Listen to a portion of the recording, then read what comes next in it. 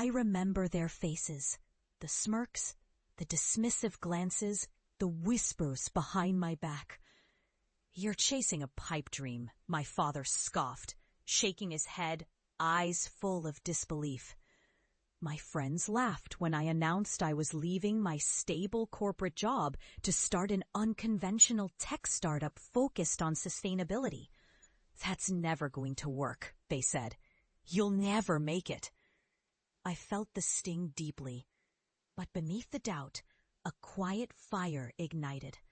I knew what I wanted: to create something meaningful, something that could change the way we view the environment. But I also knew the road ahead would be brutal. I had no funding, no credibility in the industry, and the weight of everyone's skepticism pressing down on me. The first year was a relentless grind. I poured my savings into prototype development, often skipping meals and sacrificing sleep. Investors dismissed my ideas as naïve, and I faced rejection after rejection. My first pitch meeting ended with a polite nod and a "we'll pass," the room filled with condescension. The relentless setbacks almost broke me, but I clung to the vision, fueled by those doubters' words as my fuel. Then I made a bold move. I partnered with a local university, leveraging their research resources and gaining credibility through academic backing.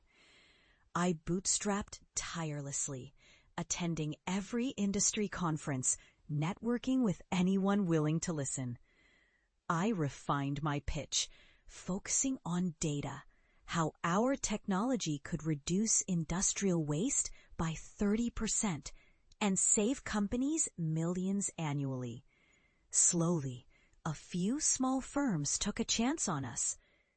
Industrial clients came on board.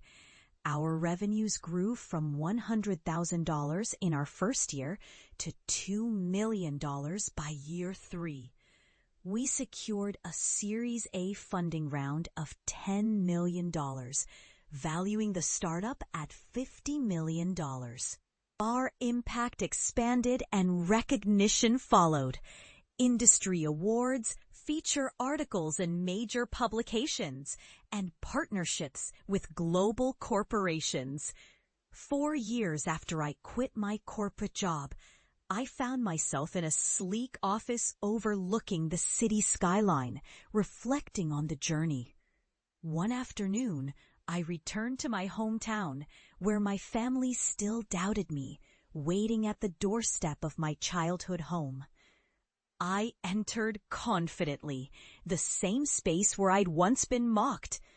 I looked at them, the same faces now softened with curiosity and pride. "I told you I'd prove you wrong," I said, my voice steady but full of emotion. I handed my father a report showing our latest revenue, $20 million this quarter, and the valuation of our company, now at $200 million. My mother's eyes welled with tears. "This is just the beginning," I declared. "But I hope you see now that belief and perseverance can create miracles." Their silence spoke volumes.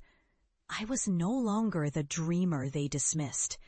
I was a leader, a disruptor, someone who had turned skepticism into success. But journey had tested me, broken me at times. But it had also shaped me into someone fearless. I had transformed doubt into determination, and ambitions into reality. Now I stand here, proof that sometimes the greatest triumphs come from facing rejection head-on, daring to walk an unconventional path, and never letting anyone's words define your limits.